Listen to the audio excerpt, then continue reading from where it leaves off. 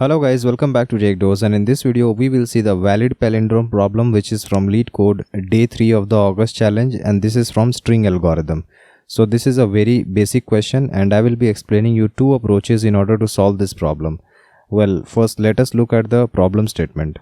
In the problem statement, given a string, determine if it is a palindrome, considering only alphanumeric characters and ignoring the cases. So we need to ignore the invalid characters.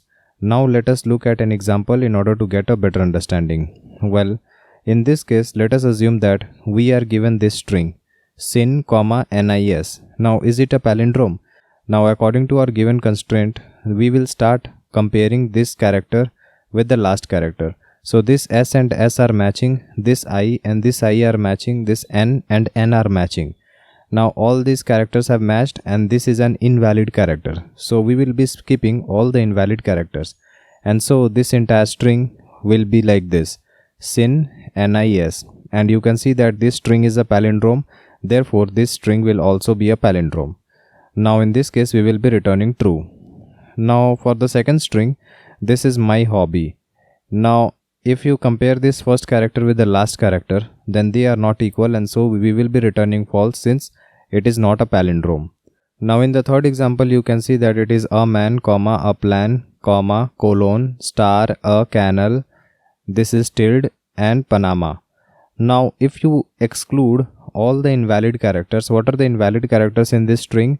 Space is an invalid character, comma is an invalid character, this comma is also invalid, colon is invalid, star is invalid, this space is invalid, this tilde is also invalid, and so on. Okay, so if you remove all the invalid characters, then your string will look something like this. And if you start matching the first character with the last character, they both are equal. Now you match second character with the second last character, then they both are equal. And if you keep moving to the right and from the right hand side you keep moving to the left, then you will find that this entire string is a palindrome. So in this case, this string will be a palindrome and therefore we will be returning true in this case.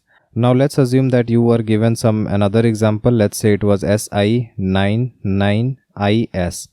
Now these alphabets are also basically valid characters. So this S and S are matching, I and I are matching. Now this 9 and 9 are also matching. Therefore this will be a valid palindrome. So all the alphanumeric characters are valid. So what are the valid characters? This will be from small a to small z, from capital A to capital Z, and also from 0 to 9.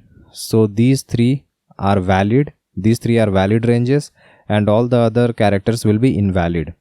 So I hope you understood the problem statement. Now just for a quick recap, in order to find palindrome, you can do it in order of n time. Given a string, you can parse from this part and you can parse another pointer from this part. So this will be your left pointer, this will be your right pointer, and you will start comparing this L with R. Whenever L and R are unequal, then you will be returning false, saying that this will not be a palindrome. In this case, L and R are both matching, so you will increment L by one value, R will be decremented by one value. Again B and B are matching, L will be incremented by one value, R will be decremented. Now A is the common character and so you will break. Okay, you will run this loop unless this L goes out of bounds. That is, whenever L is less than R, you will keep running this part. You will do L plus plus, you will do R minus minus. Okay, so this is the palindrome finding algorithm in order of n time. I hope you understood this. Now I will be showing you two methods in order to solve this problem. Well, the first method is by skipping the invalid characters. So in this case, you can see that this is a string, and what you can do is you can take a similar left pointer as well as a right pointer. So left pointer is pointing to star, right is pointing to dot. Now what you will do is you will make the comparison only when L is pointing to a valid character and R is pointing to a valid character. So you will run a while loop unless this L is pointing to a valid character. So L will be pointing to valid character here. So you will stop your left pointer here, and you will decrement your right pointer unless it is pointing to a valid character. So you will skip this character and R will be pointing here. Now both these are valid characters and both these are equal. Therefore you will increment your L value to the next valid character, which is B. You will decrement your R pointer to the next valid character, which is B. Now B and B are both matching. So again you will increment your L to the next valid character, which is this A. So you have skipped this colon. Okay, and again you will decrement the right pointer to the next valid character, which is this A. So you have skipped this comma. Okay, now they both are pointing to A, so this will be equal. And remember that I have already told you that you will run this whenever L is less than R. Okay, so this is very similar algorithm. The only difference is that you need to skip the invalid characters in between. So the total time complexity for this will be order of n, since you will be traversing this string only once. Okay, now this was the first method.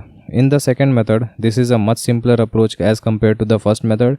What we can do is we can take this string and we can form a vector of characters. So vector of character is nothing but an array. And what we will do is we will start parsing from the first character. Whenever we find a valid character, then we will push that character into our array. So this is our array. This is not a valid character. This is a valid character, so this will be pushed. Now this is a valid character, so this will be pushed. This is invalid. This is valid. Now this comma is invalid. Okay, and this B is valid. Now this A is valid, and again this comma is invalid. Now what is your string? This is your array of characters, basically A B A B A. Okay, now you will put a left pointer here, you will put a right pointer to the last part, and again you will apply the palindrome finding algorithm. Okay, and then you will find that it is a palindrome. So this is another very good technique. This is far less complex as compared to the first method, and this will require 2 traversals as compared to the first method where you required only 1 traversal. This will require order of n extra space and order of n time, but this is far less complex. Okay, so I have coded for this method. Let us now look at the code. So this is the code where we are given this string. The question mentions that if we have an empty string, then we will be returning true. That means it will be a palindrome. I have taken a vector that is an array, and then I will be pushing all the valid characters in our vector. Once we have stored this, then we will be comparing using the L and R values. Okay, so this I have already explained, and this code is very self-explanatory. I hope you will be able to understand this. If you have any doubt, then feel free to comment below and I'll try to help you as soon as possible. Like and share our video and subscribe to our channel in order to watch more of this programming videos. See you in our next video. Thank you.